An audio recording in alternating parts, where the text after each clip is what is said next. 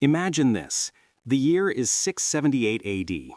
Outside the walls of Constantinople, a massive Arab fleet is waiting. Thousands of ships, hundreds of thousands of soldiers. The city has been under siege for 4 years, and it looks like it's about to fall. The heart of the Byzantine Empire is on the verge of collapse. But then something happens. Byzantine ships emerge from the harbor and they do something that, well, the Arab sailors experience the greatest terror of their lives. The prows of the Byzantine ships begin shooting flames. But this isn't ordinary fire. This fire doesn't go out when it hits the water. Instead, it spreads across the surface, moving with the waves, consuming ships one by one. Soldiers jump into the sea, but the fire follows them. Even water can't extinguish these flames. This weapon was called Greek fire, and today, 1,300 years later, we still don't know exactly how it was made. Today, I'm going to tell you the story of one of history's most mysterious weapons, a technology that kept an empire standing for centuries, terrorized its enemies, and eventually vanished into history along with its creators. In the mid-7th century, the Byzantine Empire was living through perhaps the darkest period in its history. This massive empire, once the master of the Mediterranean, was now under attack from all directions. Sassanid Persians from the east, Avars and Slavs from the north, and most dangerous of all, a new power from the southeast, the armies of the Islamic Caliphate. The empire's territories were shrinking fast. Syria was gone, Egypt was gone, North Africa was gone, and now the Arabs had set their sights on Constantinople itself. If the capital fell, the last bastion of 1,000 years of Roman legacy would be destroyed. It was in this desperate time that a man stepped onto the stage. His name was Callinicus, or Callinicus in Latin sources. He was an engineer and chemist from Heliopolis in Syria, modern-day Baalbek. He had fled his homeland during the Arab invasion and sought refuge in Constantinople, and he brought something with him. A formula, a weapon. When Callinicus approached Emperor Constantine, he told him, "I can give you a weapon that will make you invincible at sea." The emperor was skeptical, of course. By then, countless inventors had promised countless weapons. But Callinicus's demonstration shocked everyone. The first tests were probably conducted in the harbor of Constantinople. A bronze tube mounted on a small boat sprayed pressurized liquid through a special pump system. The liquid ignited in midair, and when it poured onto the water surface, it didn't go out. It spread with the waves, stuck to wooden surfaces, and burned uncontrollably. The empire had found its saving weapon. So what exactly was Greek fire? This is where the story gets really interesting, because the formula was kept so secret that even today we don't know exactly what it was. But we do know some things. Research by historians and chemists has given us some clues. First, the main component was probably naphtha or crude oil. Byzantium had access to natural petroleum sources from the Caucasus region. This liquid flammable component was the foundation of the weapon. Second, it likely contained chemicals like quicklime, sulfur, and sodium nitrate.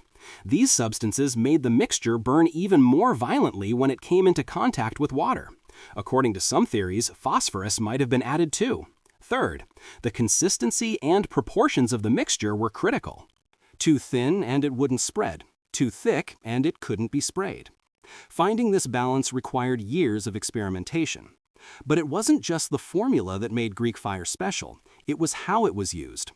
The weapon was sprayed through specially designed bronze tubes. These tubes were usually mounted on the prows of ships and worked like flamethrowers. The system created pressure with pumps and bellows, shooting the liquid from the tube while igniting it.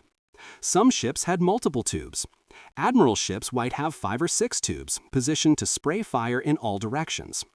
And most importantly, using this weapon required special training. Improper use could set your own ship on fire. That's why Greek fire operators were among the empire's most elite and trusted soldiers. The formula was known only to the imperial family and a few select chemists. Knowledge was passed from father to son, from master to apprentice. No written records were kept. Why? Because if this formula fell into enemy hands, Byzantium's greatest advantage would be lost. And this secrecy was so strict that over time, as the people who knew the formula died, the knowledge died with them. Now let's get to the moment when Greek fire's true power was revealed, the sieges of Constantinople. In 674, the Umayyad Caliphate's commander Muawiyah launched one of history's largest naval operations. Target? Constantinople, the heart of the Christian world. The Arab fleet was a massive force, hundreds of ships, thousands of experienced soldiers. The initial attacks were successful. The Byzantine navy was forced to retreat. The city was blockaded.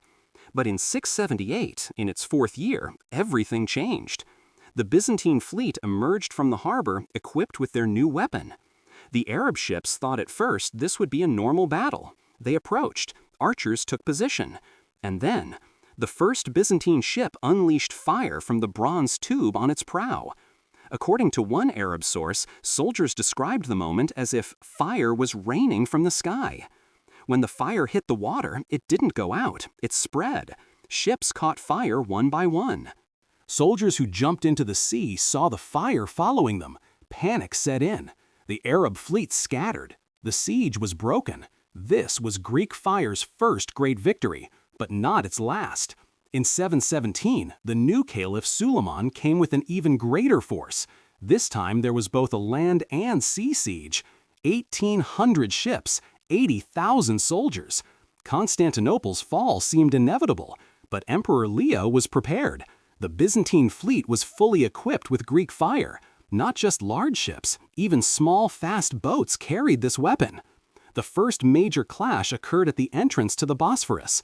As the Arab fleet tried to pass through the narrow strait, Byzantine ships attacked from all directions. Fire turned the narrow waters into a hellish cauldron. In a single day, hundreds of Arab ships burned. The sea was filled with ash and debris. The survivors retreated. The land siege continued for another year, but without naval support, it failed. In 718, the Arab army returned home with a crushing defeat. Constantinopolis had been saved by Greek fire, and this victory changed the course of European history. If the city had fallen, Islamic armies could have advanced into the heart of Europe. But one weapon, one formula prevented that. Greek fire's success was both a blessing and a curse for Byzantium. On one hand, this weapon allowed the empire to maintain naval superiority for centuries. Enemies feared encountering the Byzantine fleet. Not just Arabs, but Russians, Bulgarians, even Italian city-states were terrified of this weapon's power. In 941, Prince Igor of Kiev attacked Constantinople with a large Russian fleet. Byzantine Emperor Romanos responded with only 15 ships. But all of these ships were equipped with Greek fire. In a single day, most of the Russian fleet was destroyed. But, on the other hand, keeping this weapon overly secret eventually sealed its fate. In the 10th century, Emperor Constantine VII wrote instructions for his son Romanos. This work, called De Administrando Imperio, or On the Governance of the Empire, was a kind of imperial handbook. And in this book, there's a very interesting warning. The formula for Greek fire must under no circumstances be given to foreigners. If anyone demands it, say that this knowledge was given by an angel to the first Christian emperor, and add that they will be cursed. This shows how sacred and important the formula was considered. But it also reveals a problem. The knowledge was shrouded in religious mysticism, preventing its scientific transmission. And over time, this happened. In the 11th and 12th centuries, the empire began to weaken. Internal turmoil, economic crises, external wars. The people who carried the knowledge died. Workshops closed, sources of raw materials were lost. In the 13th century, in 1204, when Constantinople was sacked during the Fourth Crusade, much secret knowledge was lost. Latin invaders tried to torture some Byzantine scholars to reveal the formula. But either they didn't know or they didn't tell. When the city was retaken in 1261, Greek fire technology was still being used on some ships. But it was no longer as effective as before. The formula had been corrupted, the exact mixture lost. And in 1453, during the final siege of Constantinople, that legendary weapon was gone. Ottoman cannons pounded the walls, and the city fell. Greek fire had been buried in history along with its empire. For centuries, historians and scientists have tried to recreate the Greek fire formula. In the 19th century, chemists developed various theories. Some tried mixtures of naphtha and sulfur. Some added phosphorus. Some used calcium oxide, which reacts violently with water. In the 20th century, military historians conducted experiments. They prepared similar mixtures and tested them. The results were partially successful. Yes, fire that wasn't extinguished by water could be created, but they couldn't quite achieve that tremendous effect described in Byzantine sources. The modern consensus is this: Greek fire was probably a mixture of crude oil, resin, sulfur, and quicklime, but the exact proportions and special processing techniques remain unknown. What's interesting is this: modern napalm and flame weapons can actually be considered descendants of Greek fire. The napalm used in World War II worked on similar principles: a sticky mixture that couldn't be extinguished with water and burned at high temperatures. But history is ironic.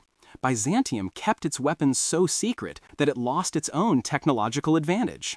If they had kept the knowledge more open, it might have been developed, modernized, and helped the empire survive longer.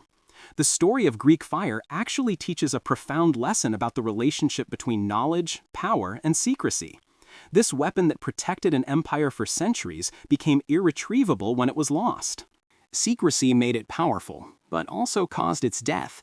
Today, it remains one of history's greatest mysteries.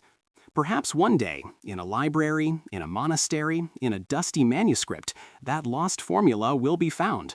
Or perhaps it never will. But one thing is certain: Greek fire wasn't just a weapon. It was the pinnacle of science, engineering, and strategic thinking. It was a symbol of an empire's will to survive and its creativity. And though its formula is lost, its legacy lives on.